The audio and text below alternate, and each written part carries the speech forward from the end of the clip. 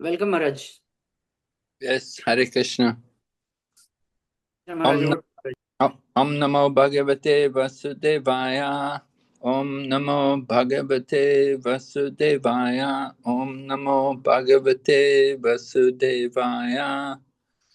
So this morning we're reading Srimad Bhagavatam, Canto 1, Chapter 18, text number 34 and 35. तो अभी हम श्रीमद् भागवतम के 18वां अध्याय के पहले स्कंद में हैं। 34 और 35 श्लोक आज देखेंगे। ब्रह्मणाय शत्र बंधुर्हि गृहपलो निरुपितः साकथं तद्गृहे त्वस्ता sabdandam bhoktamarhati. Translation, Nanda Kishore. प्रभु हिंदी में लगाएंगे।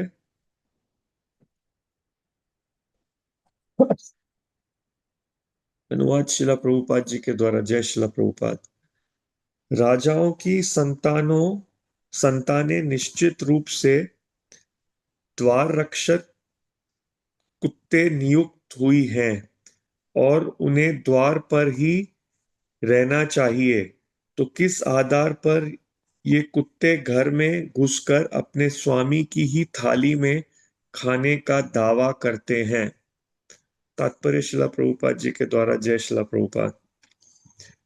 अनुभवहीन ब्राह्मण बालक अच्छी तरह जानता था कि राजा ने उसके पिता से पानी मांगा था और उसके पिता ने कुछ जवाब नहीं दिया। उसने एक असभ्य बालक के लिए उपयुक्त अशिष्ट ढंग से अपने पिता की अस्तकारशीलता की सफाई देने का प्रयत्न किया। उसे राजा का ठीक से सत्कार न किया जाने का तनिक भी दुख न था। इसके विपरीत वह गलत काम को कलयुग के ब्राह्मणों की भांति लाक्षणिक ढंग से वैध ठहरा रहा था। उसने राजा की तुलना दरवाजे में कुत्ते से की। अतएव राजा के लिए ब्राह्मण के घर में घुसकर उसी पात्र से जल मांगना अनुचित था। कुत्ते को स्वामी ही पालता है, लेकिन इसका यह अर्थ नहीं होता कि वह स्वामी की ही थाली में खाएगा और पिएगा। यह झूठी प्रतिष्ठा का मानसिकता ही पूर्ण सामाजिक व्यवस्था के पतन का कारण है, और हम यह देख सकते हैं कि इसका सूत्रपात एक अनुभव शून्य ब्राह्मण बालक ने किया था।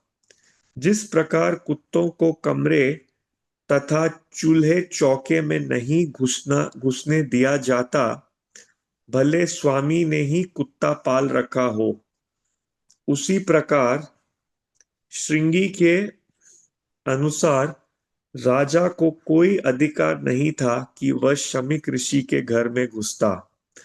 बालक के मत से राजा ही गलती पर था, उसका अपना पिता नहीं, और इस तरह उसने अपने शांत रहने वाले पिता को न्यायपूर्ण ठहराया। Okay, we'll read the next text also, text 35. Krishna gate bhagavati sastari utpatagaminam tadbina setun adyaham sasmi pashyatame balam. Translation, Nanda Kishore. अनुवाद और तात्पर्य शिला प्रभुपाद जी महाराज के द्वारा। जय शिला प्रभुपाद।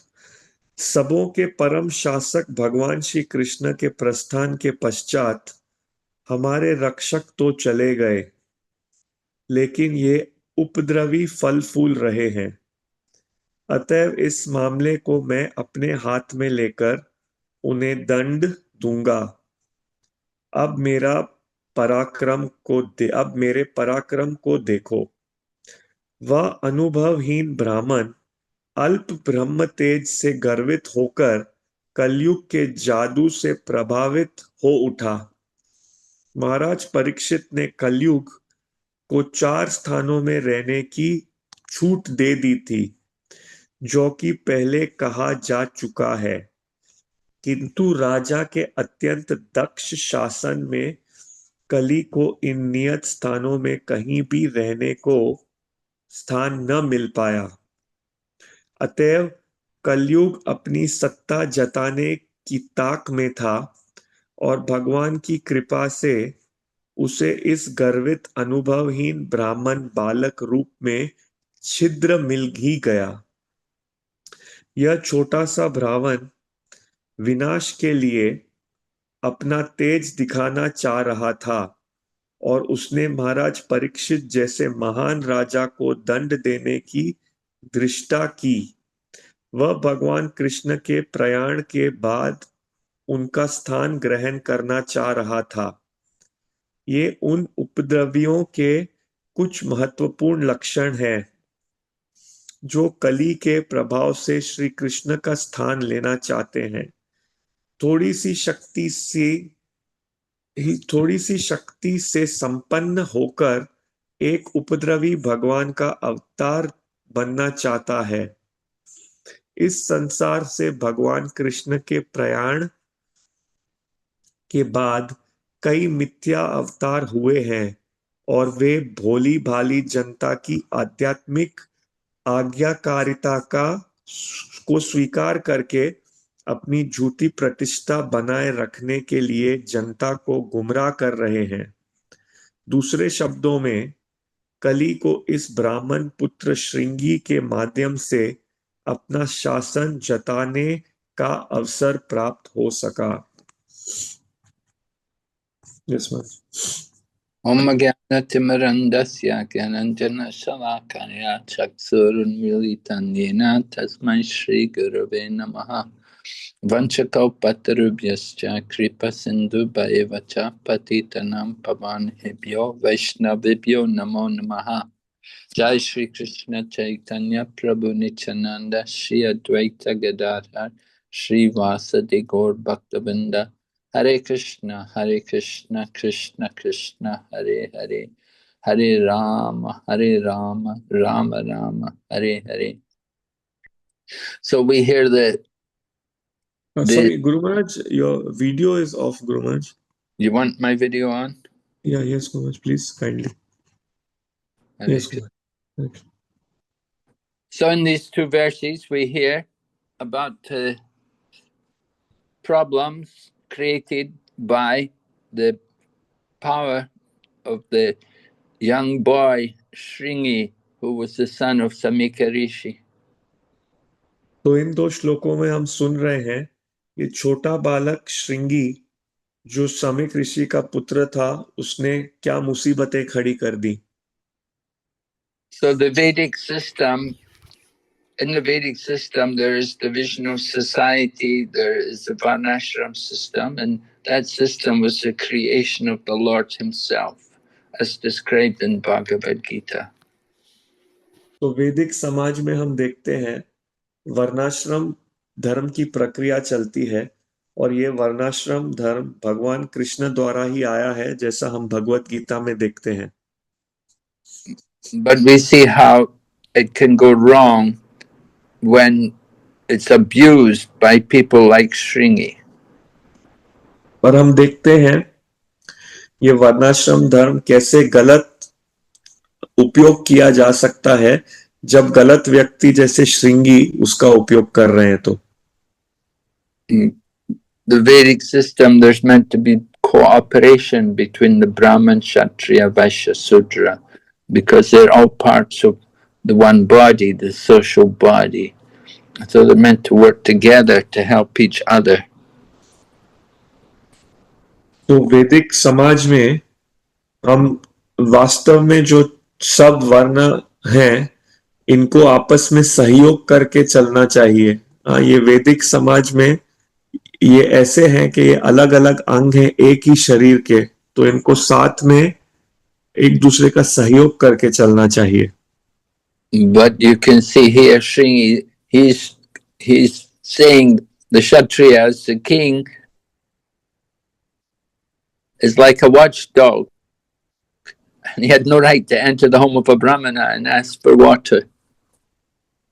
परंतु यहाँ हम देखते हैं कि श्रृंगी बोल रहा है कि राजा निगरानी देने वाले कुत्ते की तरह है जो घर के बाहर होता है और उसको घर के अंदर प्रवेश करने का कोई अधिकार नहीं है. So this kind of false pride, this is of course the failure, one of the reasons for the failure of the Vedic, of the division of society, of the Varnashram system. तो ये झूठा अहंकार ये एक कारण है कि वर्णाश्रम धर्म की प्रक्रिया वैदिक समाज में ये असफल हुई. So the Shringi is trying to say that the king was on the wrong side. The king was wrong to come into the house and to ask for water. He had no right to do that because his position is like a dog, and the dog has no right to enter the house.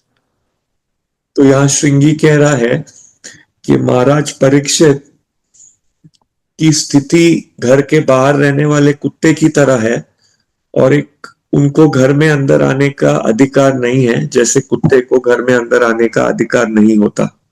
So when there's that kind of pride in the Brahmanas, then you cannot expect to get a good result, a good society. There will be no good cooperation between the Brahman and Kshatriya, and that will cause a breakdown of the social system.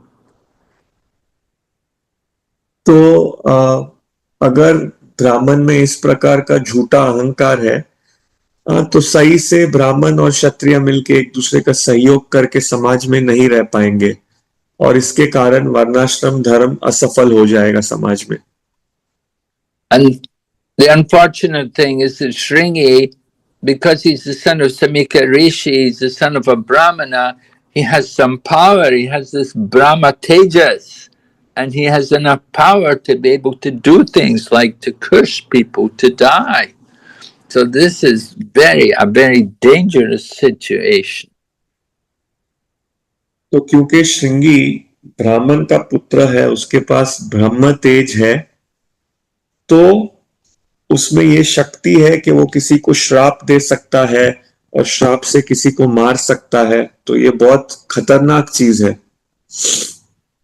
So Srila Prabhupada explains that this whole situation came about because the personality of Kali was looking for an opportunity to enter into the world and to bring about all the influences of the age of Kali. तो प्रभुपाद जी तात्पर्य में लिखते हैं कि ये घटना इसलिए हुई क्योंकि कली एक अवसर ढूंढ रहा था समाज में घुसने के लिए और इसलिए ये घटना हुई जिस द्वारा कली ने प्रवेश किया. So long as Maharaj Parikshit was the king, he was such a powerful and such a great king, he was able to keep Kali out. And we see the example that when he found somebody, when he caught the personality of Kali beating the cow, he was ready to kill him. तो जब तक महाराज परीक्षित राजा पद्धति संभाल रहे थे, कली का समाज में प्रवेश करना असंभव था. हमने देखा है कि जब महाराज परीक्षित ने देखा कली का स्वरूप गाय को नुकसान पहुंचा रहा है, तो महाराज परीक्षित तुरंत उसको मारने को तैयार हो गए. But because the personality of Kali surrendered to Maharaj Parikshit conceded he said, all right, then you can live wherever there is meat eating, intoxication, gambling, and illicit sex. But of course, the personality of Kali said, but in your kingdom, there's nowhere like that in your kingdom, so I have nowhere to live. परंतु जब कली का व्यक्तिगत रूप महाराज परीक्षित को शरण लेने के लिए आगे आया, तब महाराज परीक्षित ने उसे 4 जगहें दी रहने के लिए, जहां मांसाहार होता है, जहां अवैध स्त्री संग होता है, जहां जुआ होता है और जहां नशा होता है. लेकिन ये सुनने के बाद कली ने महाराज परीक्षित से कहा, फिर तो मेरे लिए कोई जगह रह ही नहीं जाती है, क्योंकि आपके राज्य में तो ये सब नहीं होता है। So the personality of Kali was looking for an opportunity how he could enter into the world. And Prabhupada explains that he found that opportunity in the body of this inexperienced boy Shringi, who was the son of a Brahmana. तो फिर इसलिए कली एक अवसर ढूंढ रहा था समाज में प्रवेश करने के लिए। तो यहाँ तात्पर्य में शिला प्रभुपाद जी लिखते हैं, तो फिर उसे एक छेद मिला ये घमंडी ब्राह्मण पुत्र के माध्यम से प्रवेश करने के लिए। So the Shringi was so proud, as that just although he was only a young boy, like something like 15 years old, he wanted to show off his power in the presence of so many other young men. And this, he had the nerve to say, I'm going to punish this king. That's because he's actually just like the dog compared to us Brahmanas. So he's done a great wrong by putting this dead snake around the neck of my father. So he should be punished for this. And the punishment was that he should die in 7 days. तो ये श्रृंगी इतना घमंडी था, और घमंड में होने के कारण वो केवल 15 वर्ष का एक बच्चा ही था, लेकिन इतना घमंड में था कि वो अपनी शक्ति, अपना स्तर बाकी अपने उम्र के बच्चों को दिखाना चाहता था।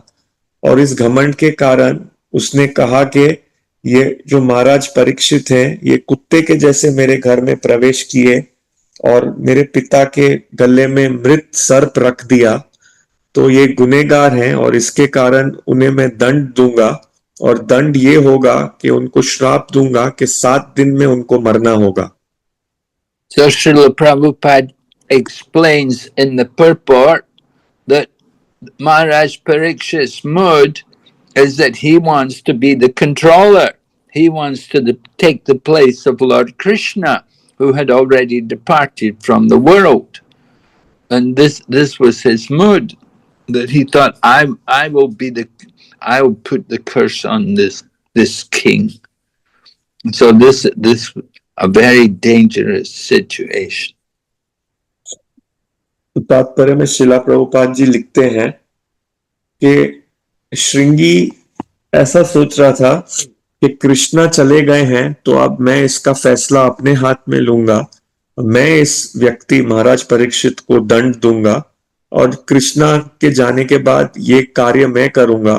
तो ये बहुत खतरनाक है इस प्रकार सोचना।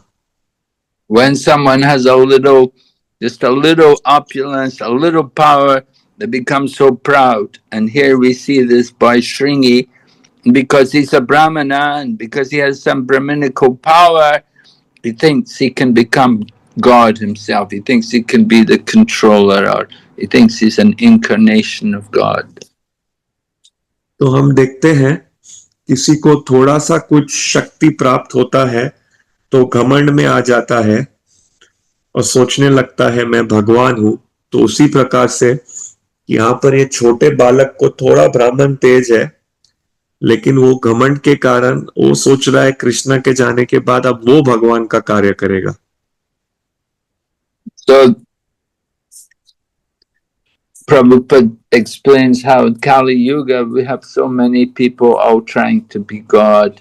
They all want to mislead the people, and at the same time they want people to follow them and be obedient to them and do what they say.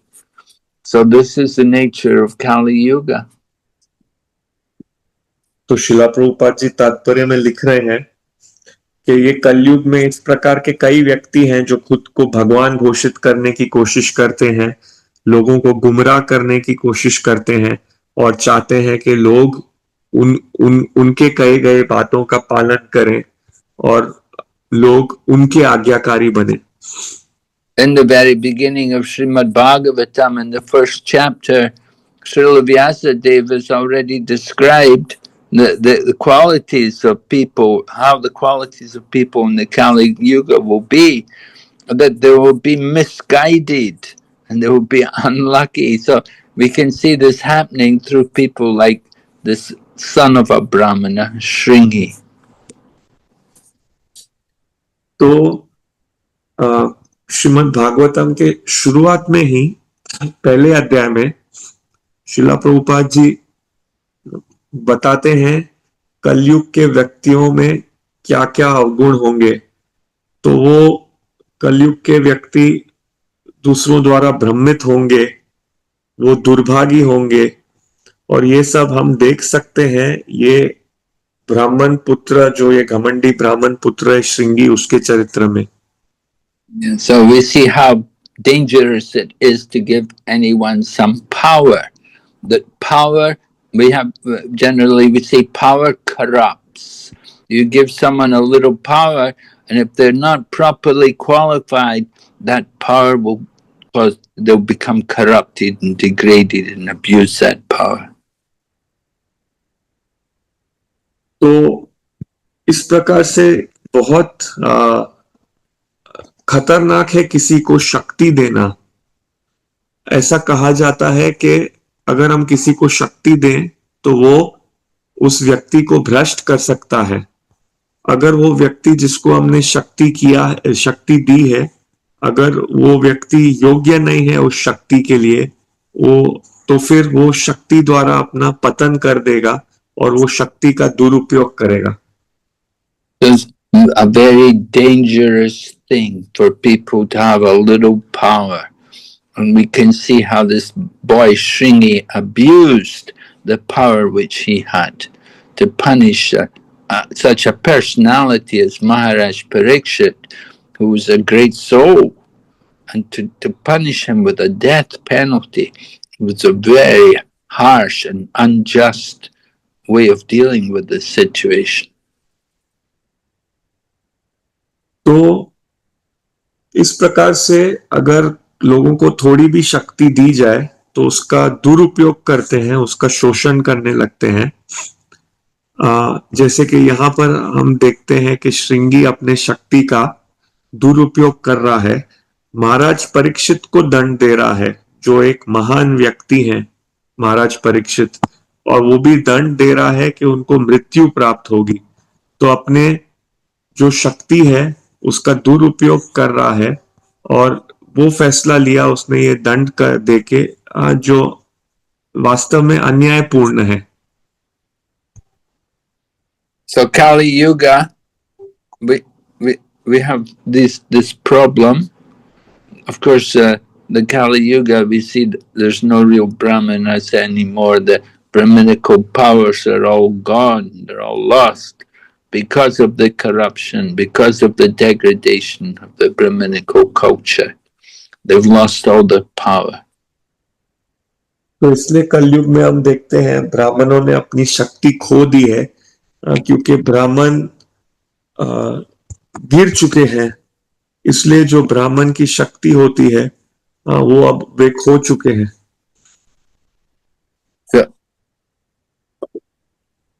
Kali is always looking for ways to enter and to influence people, and we see this very, very common when people argue with each other.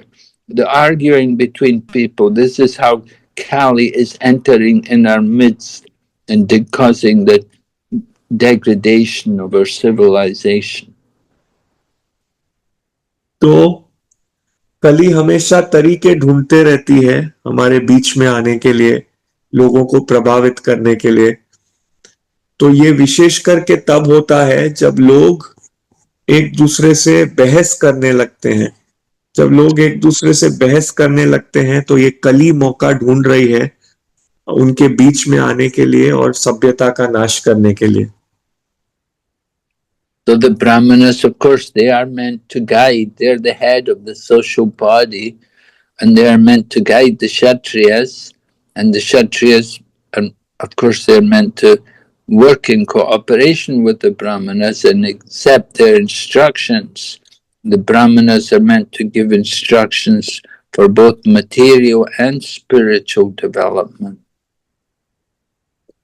तो ब्राह्मण सामाजिक निकाय के वो उनका ब्राह्मण वो सामाजिक निकाय के सर हैं ब्राह्मण।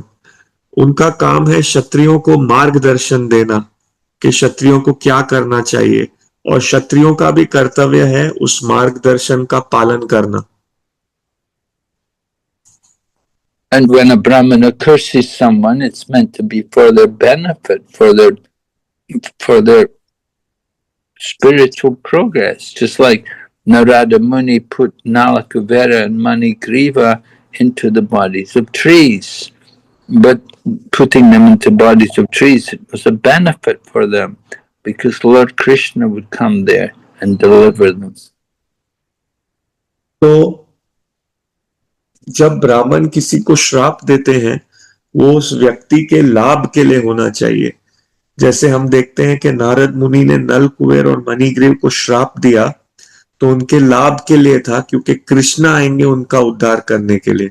तो ब्राह्मण जब श्राप देता है व्यक्ति के लाभ के लिए। So Brahmanas have, although they have that kind of power that they can curse people, they have to be very, very careful about how they use that power, not that they become corrupted by it. तो हालांकि ब्राह्मणों को ये शक्ति है लोगों को श्राप देने के लिए, उनको सावधान रहना है इसका सही उपयोग करने के लिए, ना कि वो गिरते हुए ऐसे ही लोगों को श्राप देते जाएं। So the influence of the age of Kali is seen there.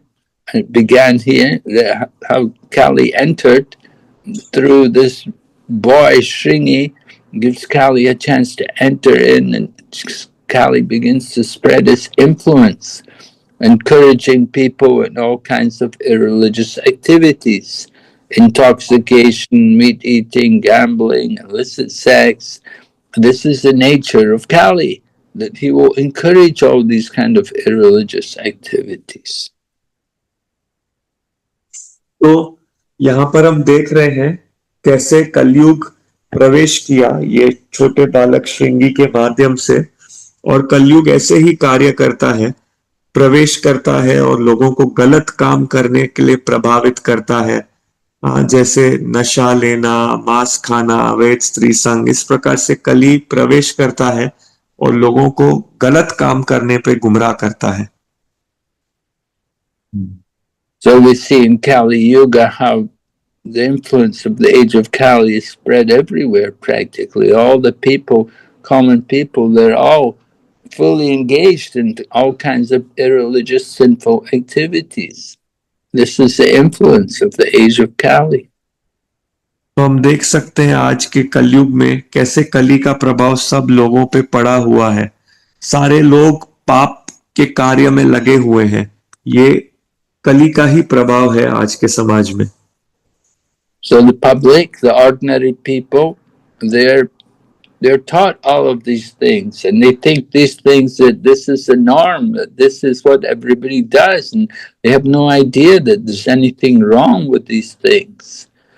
They think this is we learn from it. This is what everyone does. तो इस प्रकार से कलयुग इस समाज में फैला हुआ है कि लोग गलत कार्य करते हैं, लेकिन उन्हें लगता है ये तो आम बात है, ये तो सही काम ही है। तो कलयुग के प्रभाव से लोग गलती कर रहे हैं, पाप कर रहे हैं, लेकिन इसके बावजूद भी उनको सही लगता है। वो सोचते हैं नहीं नहीं, इसमें क्या गलत है, सब लोग ही ऐसा कर रहे हैं तो ये सही है, सब पूरी जनता ही ये काम कर रही है तो इसमें कुछ गलत नहीं है। At one time, the devotees put on a scientific conference, and they brought in these different scientists from America.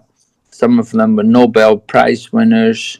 So this one big scientist, a big Nobel Prize winner, he was going after the conference. He was talking to a devotee, and he was saying, "You know, one of the things I've learned from this conference," and he said, "I've learned I can be satisfied on a vegetarian diet."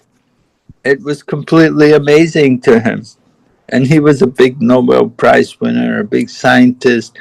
But he didn't know, he didn't have the knowledge, the education to understand that you can be satisfied on a vegetarian diet. तो एक बार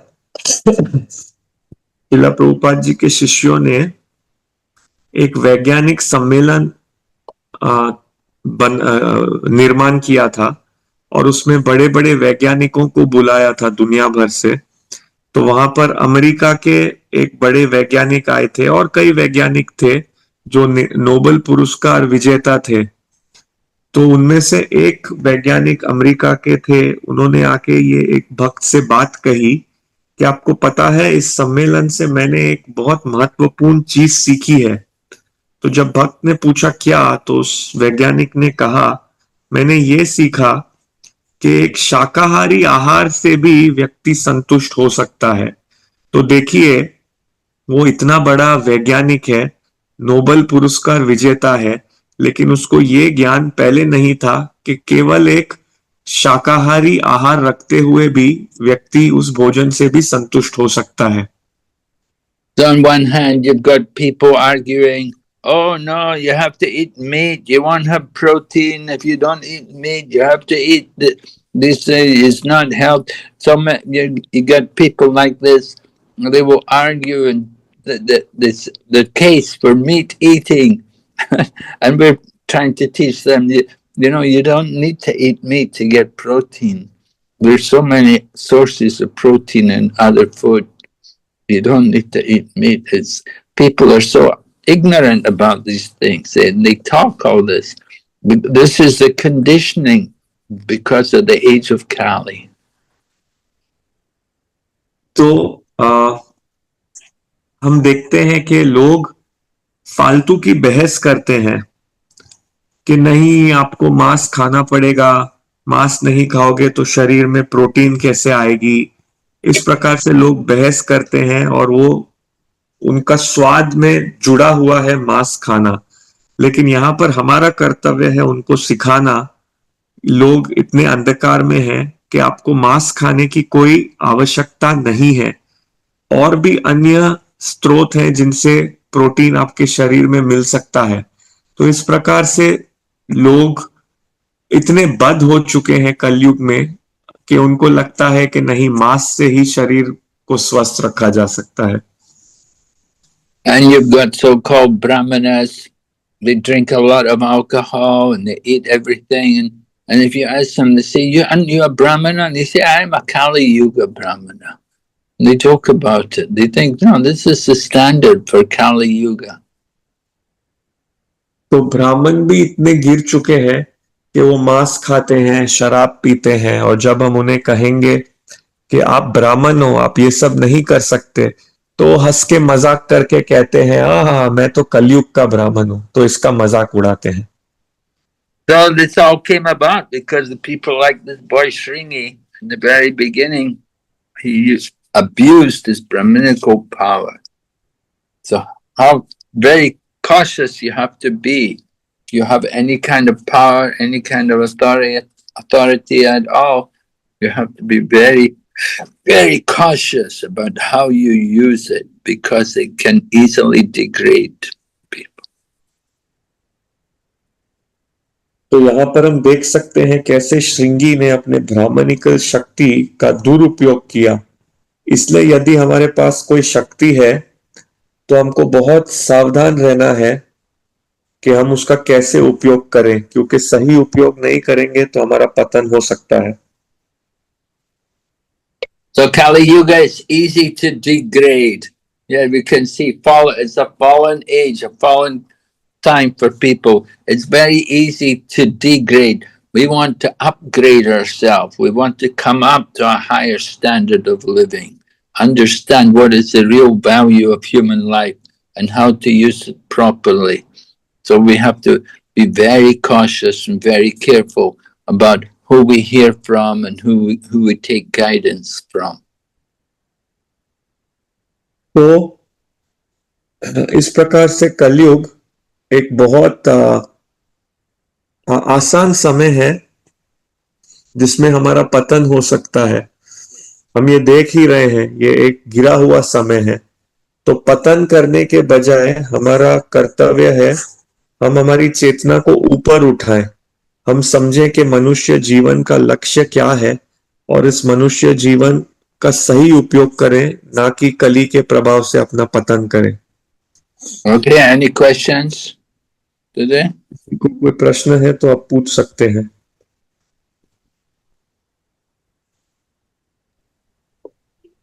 हरे कृष्ण भक्तों, जैसा महाराज ने बताया, अगर आपके पास कोई प्रश्न है तो आप महाराज से प्रश्न पूछ सकते हैं। आज की क्लास से रिलेटेड हो या आपको महाराज से कुछ और पूछना हो तो आप पूछ सकते हैं।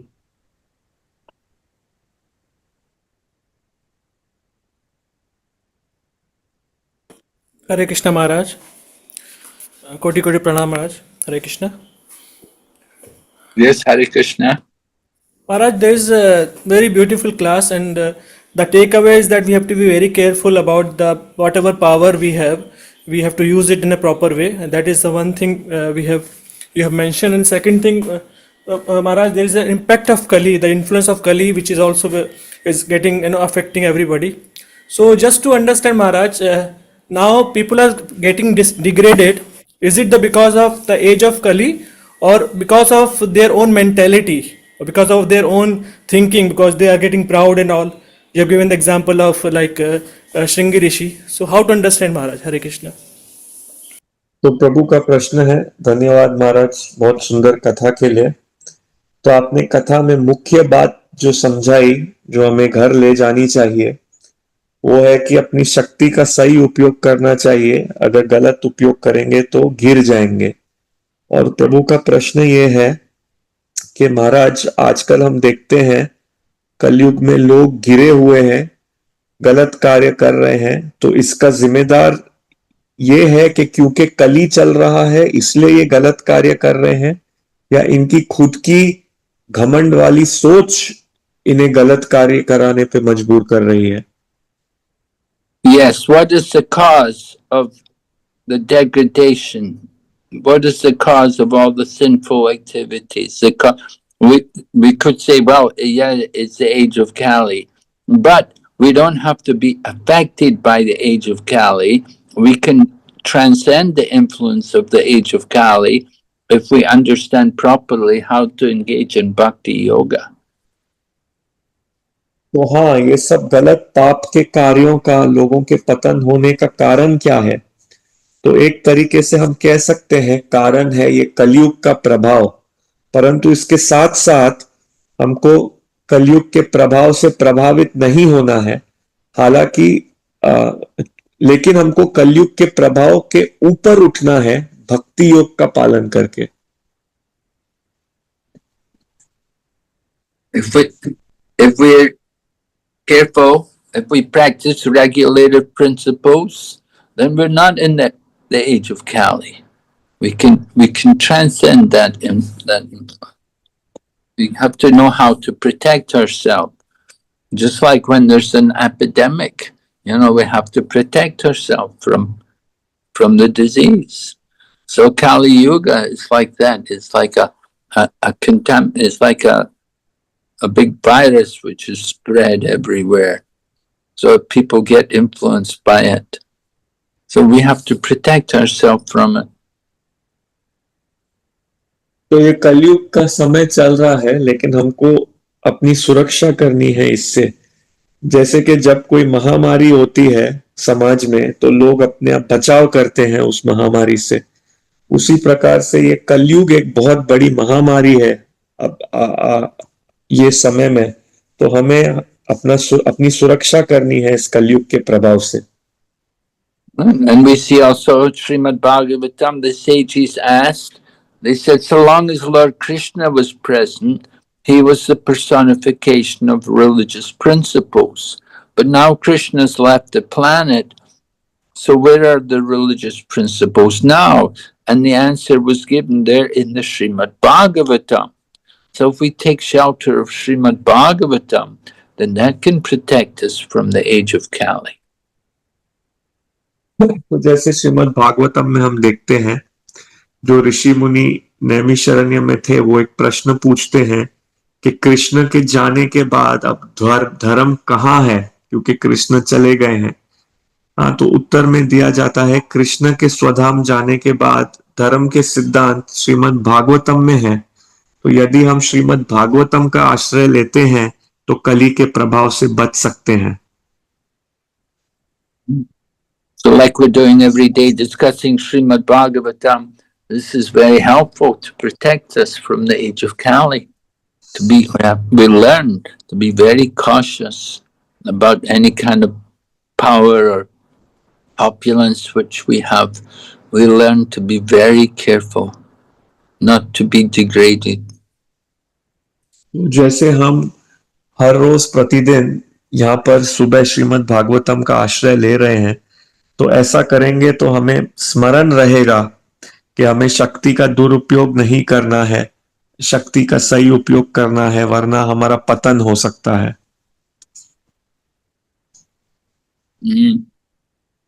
Okay. अमित प्रभु जी, आप अपना प्रश्न पूछ सकते हैं। हरे कृष्णा। अमित प्रभु जी, आपकी आवाज नहीं आ रही है। हरे कृष्ण प्रभु जी। Very good thought and very very inspiring part of it. But my question is something similar to what I had yesterday as well. Like in this age where we are working, we are into a spiritual path. Where I am working, I am into a spiritual path, and I have so many hindrance which is coming through client, my office, all other stuff which is going through everything. Where there is so much influence over it. How I know I am practicing the spiritual path by chanting, by doing Mangala Aarti, by being in conscious and all the stuff. But somehow it is affecting. So how do we come out of this path? Because it becomes every time. Now I am driving back to office. I make sure that I listen to this katha every day when I go back to office. When all the surrounding is surrounded with so much of massive negativity, so much of Kali effect into it. How do we protect ourselves? The same is there at home as well. How do we protect ourselves, Prabhuji? Yes, you took. तो प्रभु का प्रश्न है कि मैं आध्यात्मिक जीवन में पालन कर रहा हूँ, परंतु मेरे ऑफिस में, मेरे घर में बहुत सारे नकारात्मक प्रभाव हैं जो मेरी भक्ति में बाधा डालते हैं। अभी मैं गाड़ी चला रहा हूँ तो भी कथा सुनता हूँ, मैं जप करता हूँ, मंगल आरती करता हूँ, लेकिन फिर भी इतनी बाधाएं आती हैं ऑफिस में, घर में, तो इन सब से कैसे बच के रहूं? Well, we protect ourselves by chanting Hare Krishna, because you're chanting Hare Krishna, and if you're hearing Srimad Bhagavatam, and these things will certainly help to protect you from the environment and from the surroundings, the unpleasant things which are going on around you. Yeah, these things will be there, but you shouldn't be disturbed by them because you have Krishna consciousness. So these things are there. We can't avoid them. It's Kali Yuga. Everywhere there's so many sinful things going on. But we're not attached to it. We may be in the material world, but we're not of it. Just like we have to be like the lotus. It sits on the water. It's not in the water.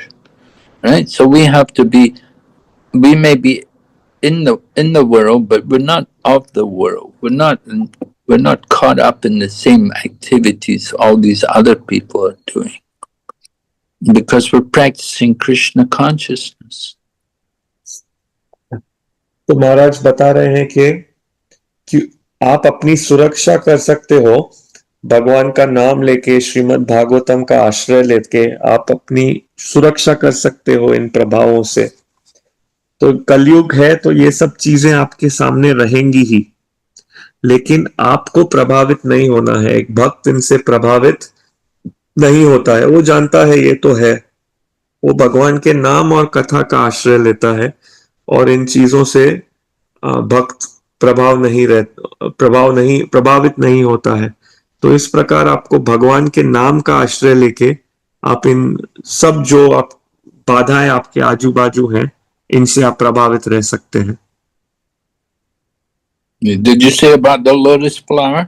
हाँ, तो एक और बात है, कमल का फूल पानी में होता है, लेकिन वो पानी का भाग नहीं होता है। उसी प्रकार आपको जीना है, इस दुनिया में होते हुए भी इस दुनिया का भाग नहीं बनना है। Okay. Thank you, Prabhuji. Very good thought. Okay. I really thank you very much. Thank you very much. Hare Krishna. अगर और किसी भक्त के पास कोई प्रश्न है तो हम एक प्रश्न और ले सकते हैं। और Hare Krishna Maharaj, Koti Koti Pranam at your lotus feet. Maharaj, as you rightly said that Kali Yuga is full of faults and it constantly is programmed to degrade us. And the antidote is the Hare Krishna Mahamantra.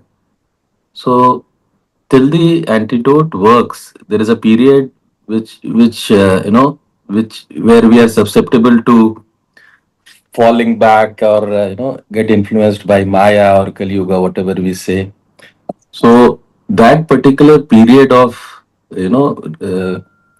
going back or being influenced, what are the elements where we can be strong enough to stay put? Hare Krishna. Well, प्रभु का प्रश्न है कि आपने कहा कली के प्रभाव से बचने के लिए महामंत्र का आश्रय लेना है।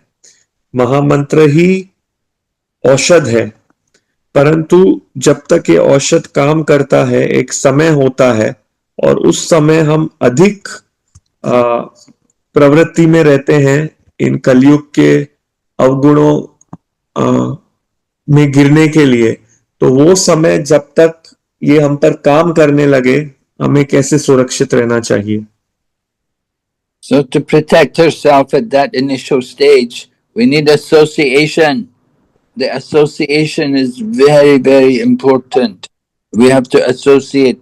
We want to try to get association with devotees, and if no devotee association is there, we associate with the Lord through the holy name and through the Srimad Bhagavatam. So this kind of association, this will protect us. We have to take shelter of association. It's very, very important to protect us from that evil influence. You have to find some people who share your interests and who are also practicing Krishna consciousness. तो ये जो शुरुआत का समय होता है, इसमें आप साधु संग से बच सकते हैं। आपको साधु का संग लेना है, भक्तों का संग लेना है, और अगर भक्तों का संग उपलब्ध नहीं है तो भगवान के नाम का आश्रय लेना है। बहुत बहुत महत्वपूर्ण है, तब कली के प्रभाव से बच सकते हैं।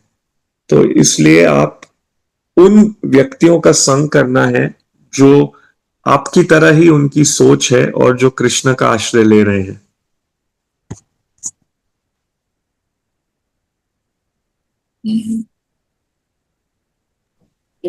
Thank you, Maharaj. Thank you very much. Hare Krishna. Hare thank you Krishna. महाराज, thank you very much. So मेरा एक प्रश्न है प्रभु, एक प्रश्न मैं पूछ सकता हूँ? जी प्रभु जी, please. Guru Maharaj, I had one small question, please, with your permission. Yeah.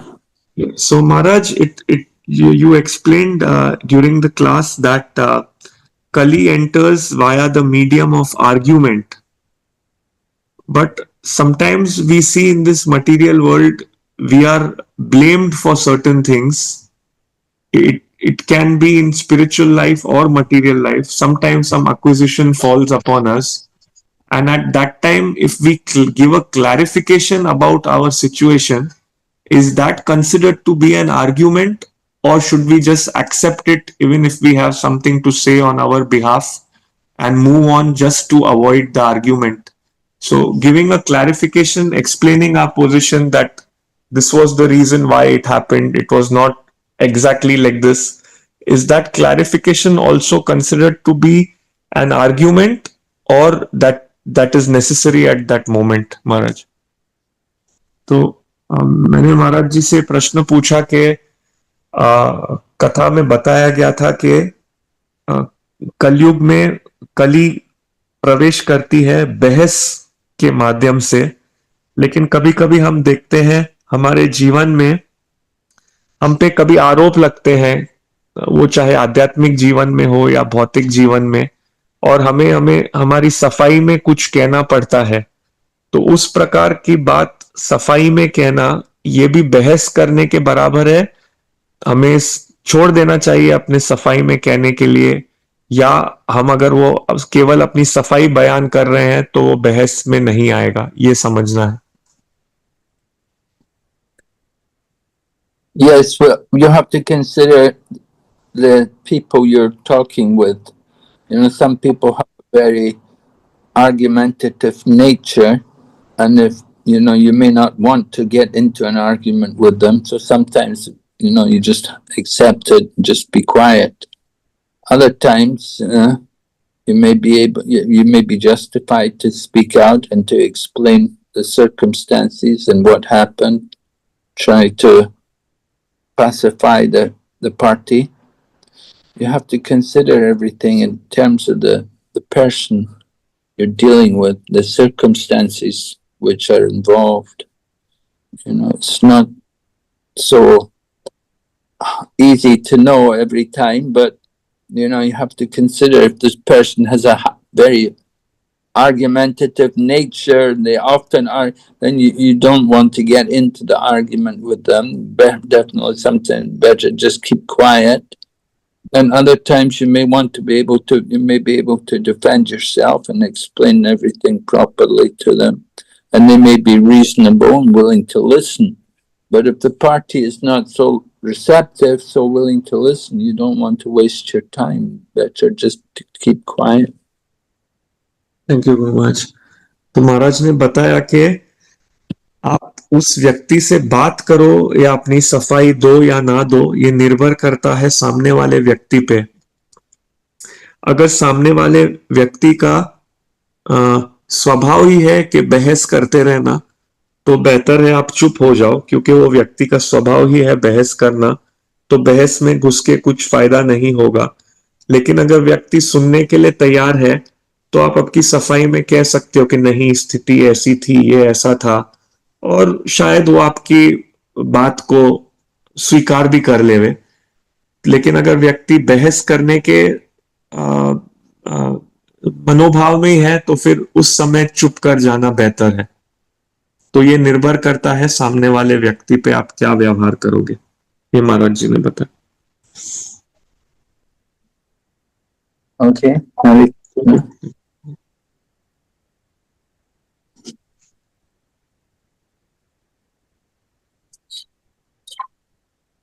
Hare Krishna. Shivanand Prabhu ji. Hare Krishna. His Holiness Bhakti Vigna Vinash Narasimha Swami Maharaj ki jai. Maharaj, we are very fortunate today to have you in our Nityam Bhagavata Sevaya. Thank you so much. It was so wonderful class. Today being a Gundicha Marjan, if we can put one or two words about the Gundicha Marjan. Tomorrow is a Rath Yatra, so we are preparing for Rath Yatra. Oh, today is Gundicha Marjanam. So, yeah, so Yes, Gundicha Marjanam, cleaning the heart. Right? Just like we clean the temple, we clean the heart. So very important for us. Lord Chaitanya used his own cloth to clean the temple. He did it, and he did it not once, he did it twice to make sure they got all the dirt, everything removed, to make it very thorough. So we have to be very diligent, very careful in cleaning the temple. And the same way with the heart, to clean the heart. It's really a big job to get all the dust and all the grains and all the sand, get it all out from the Gundicha temple. Lord Chaitanya had hundreds of devotees all helping him, sweeping and bringing water and cleaning everything nicely, because the Lord is going to sit there. So the same way we want the Lord to sit in our heart comfortably, we want the heart should be clean. We want to keep the heart nice and clean. So, Gundicha Marjanam ki jai. तो आज गुंडीचा मार्जन है, तो हम देखते हैं बहुत महत्वपूर्ण है। चैतन्य महाप्रभु जी ने स्वयं अपने कपड़े लेके मंदिर की सफाई की, तो ये संकेत करता है अपने हृदय की सफाई करने को। तो हमें भी देखना है सावधानी से, जैसे मंदिर से धूल, कचरा इत्यादि सब गंदगी निकाली जा रही थी, उसी प्रकार से हमें देखना है कि हमारे हृदय को भी पूरी तरह सावधानी से साफ किया है हमने, क्योंकि हम भगवान को बुला रहे हैं बिठाने के लिए, तो हृदय पूरा साफ होना चाहिए। तो हमें मंदिर के साथ साथ हमारे हृदय को भी साफ करना चाहिए, ताकि भगवान प्रवेश करके वहां आके बैठे। तो श्री गुंडीचा मार्जन महोत्सव की जय। बहुत बहुत धन्यवाद प्रभु जी आपके जैसे कि आप लोगों को पता है, कल रथ यात्रा का महोत्सव है। जगन्नाथ में बहुत विशाल भव्य रथ यात्रा हो, तो मध्य प्रदेश भी हम लोगों ने कल सिंधी हॉल के अंदर शाम को 7 बजे से लेकर के रथ यात्रा का आयोजन किया हुआ है। आप भी लोगों को निमंत्रण है, आप सभी अपने मित्र परिवार के साथ वहां पर उपस्थित हो जाएगा। और संडे भी रथ यात्रा होगा, सनमार्क स्कूल में होगा रथ यात्रा, उसके बारे में आपको पोस्टर आ जाएगा। ओवर टू यू प्रभु, शिवेंद्र प्रभु, हरे कृष्णा। थैंक यू प्रभु, thank you very much. So आइए हम आज की इस वंडरफुल क्लास के लिए महाराज को और नंदकिशोर प्रभु जी को उस ट्रांसलेशन के लिए धन्यवाद करते हैं वैष्णव प्रणाम के तरफ। वांछा कल्पतरुभ्यश्च कृपा सिंधुभ्येव च पतितानां पावनेभ्यो वैष्णवेभ्यो नमो नमः। Thank you Maharaj for this wonderful class. Maharaj, with your permission, can we move ahead for other? Yes. Thank you, Maharaj. Thank you. So आइए हम कार्यक्रम के अगले भाग, जो कि हमारे गुरु महाराज और अन्य भक्तों के प्रेयर्स के लिए होता है, उसकी तरफ बढ़ते हैं। सो सर्वप्रथम हम हिज होलीनेस जय पताका स्वामी महाराज जी के स्वास्थ्य के लिए, उसके बाद कुछ चैट बॉक्स में प्रेयर्स आए हैं, उनके लिए हम रिक्वेस्ट करते हैं। प्रेयर फॉर प्रांजलि, प्रेष्ठा प्रसन्ना जी और प्रधन्या जोशी जी और विनय जोशी जी के लिए प्रतिमा माता जी ने रिक्वेस्ट किया है। नितिन अग्रवाल प्रभु जी ने अपने पिताजी गिरीश मोहन जी के भक्ति में प्रोग्रेस के लिए रिक्वेस्ट किया है। प्रमोद प्रभु जी ने भी रिक्वेस्ट किया है अपनी गुड हेल्थ के लिए। गौतम खट्टर प्रभु जी के लिए। अमित प्रभु जी ने रिक्वेस्ट किया है for my family and my self spiritual growth in the भक्ति बाय मीन्स ऑफ चैंटिंग हरे कृष्णा। नितिन, फिर नवीन जी ने रिक्वेस्ट किया है prayer request for me and my family for spiritual progress. Anju माता जी ने रिक्वेस्ट किया है प्रेयर फॉर प्रदीप गंगवानी जी के लिए। दमयंती माता जी ने अपने परिवार के लिए रिक्वेस्ट करने के लिए कहा है। राम भूमि देवीदासी माता जी ने रिक्वेस्ट करने के लिए बोला है। शुभम मृदुला सात्विक और उनकी स्पिरिचुअल ग्रोथ के लिए। लता सिंह माता जी ने क्लास के बारे में होता है बहुत अच्छा है। और जानवी माता जी और पुरुषोत्तम प्रभु जी के स्वास्थ्य के लिए भी, और साथ ही साथ हम सभी दामोदर देशवासियों के स्वास्थ्य के लिए और स्पिरिचुअल प्रोग्रेस के लिए, भक्ति में आगे बढ़ने के लिए हम पंचतत्व का आश्रय लेते हुए प्रार्थना करते हैं। जय श्री कृष्ण चैतन्य प्रभु नित्यानंद श्री अद्वैत गदाधर शिवसादि गौर भक्त वृंद। हरे कृष्णा कृष्ण कृष्णा हरे हरे, हरे राम राम राम हरे हरे, हरे कृष्णा कृष्ण कृष्णा हरे हरे, हरे राम राम राम हरे हरे, हरे कृष्णा कृष्ण कृष्णा हरे हरे, हरे राम राम राम हरे हरे। तो आप सभी भक्तों का इस कार्यक्रम से जुड़ने के लिए बहुत बहुत धन्यवाद। श्रीमान प्रभु जी, आपकी आज्ञा से क्लास को विराम दिया जाए। हरे कृष्णा प्रभु। Thank you.